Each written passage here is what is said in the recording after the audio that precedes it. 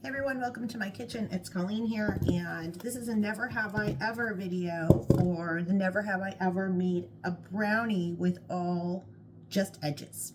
So we do that. Some of you already know about the Pampered Chef brownie pan.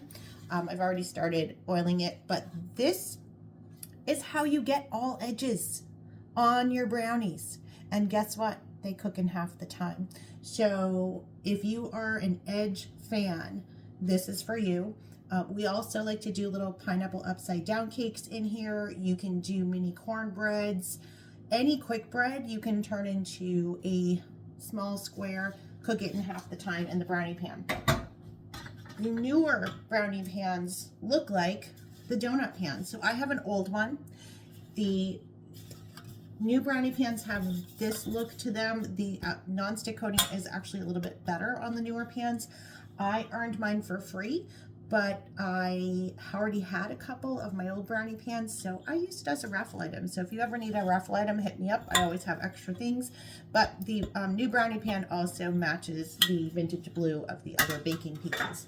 So you are going to grease your pan. Don't spray it. Don't spray it. I just use a little vegetable oil on here and a brush. I know some of you have like the Pampered Chef Kitchen Spritzer or a Misto, and that's great. I've not had good luck with those. They always clog on me, even though I've learned how to clean them. So I just do a brush and some oil.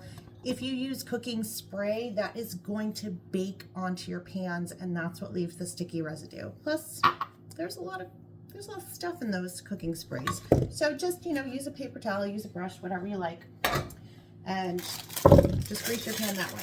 This is just a plain old box mix, nothing fancy. I do really enjoy a scratch brownie, but I happen to know that one box of brownie mix will make one full pan of individual brownies. So we're just going to dump that in there. And then it calls for 2/3 of a cup of vegetable oil. I always put a little extra vegetable oil in my cups because a little bit always clings to the sides and the bottom. So just give it just a little extra nudge and you will be closer to your measurement goal. And then the brownie's also asking for 3 tablespoons of water and a couple eggs. The eggs you want to crack flat on your counter. 1, 2. Eggs are very expensive, so don't mess it up. Oops. I almost got the egg in I've got stuff over there for dinner. Eric has stuff over there for dinner. So we're gonna use ye old mix and scraper. And we're just going to give these, I don't know who counted that 50 was the right amount of mixing turns around your bowl to actually mix brownie mix, but it does work. You can use an electric stand mixer. I just wanted to keep things fairly simple for this, so we're just going to give it a good squish. And brownies, even if you make them from scratch, they're still pretty simple. Flour, cocoa, eggs, and that's my oven.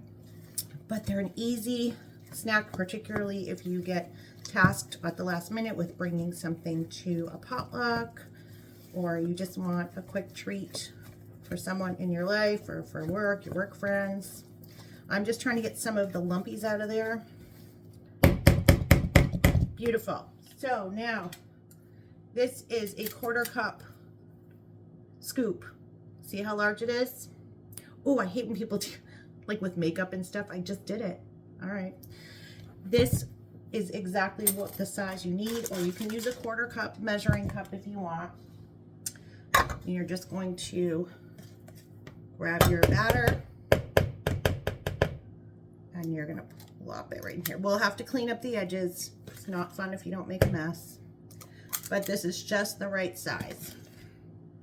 And then these will go in the oven. It's about half the time. I find that 20 minutes is usually pretty good for brownies. So that's what we're going to do, and then I'll show you all the edges. So I goofed. I was finishing filling these up. You want these about halfway full. Do not use the quarter cup. This is the smaller one. This is the large. This is like the meatball size scoop. Don't use the quarter cup one like I just did. I really fudged it and I didn't have enough batter, so I've just been redistributing from the ones that were over full. Ideally, you should have the wells on these about half full, and that's what you're looking for. So this is the large scoop, not the Big Daddy quarter cup. If you make a mess of your brownie pan, all you're gonna do, or anything like cupcakes, muffins, take a little wet paper towel or a rag. I usually use a paper towel, and then just clean it up, because if you don't, then all those little pieces that are kind of hanging out around the edges, those are gonna cook faster and they're gonna burn, and then your smoke detector is gonna go off, and nobody wants that. Okay, our brownies are done. Here's a very important tip. If you wear glasses, take them off before you take things out of the oven, or they'll steam up on you. Take it from me. Okay, so I use my cake tester. They are a little, I had like 1 minute left, but I could smell that they were starting to go. So I'm gonna let them sit in here. They're still kind of, I'm gonna turn them around, I think. Actually, no, I'm gonna let them finish in here. I think the edges are getting kind of crispy. But you can see you'll have all edge pieces, and then you use this little tool on the side when they're cool to kind of tease them out, and then they just pop out. So there you have it.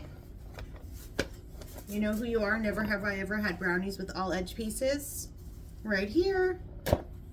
You're always welcome in this kitchen.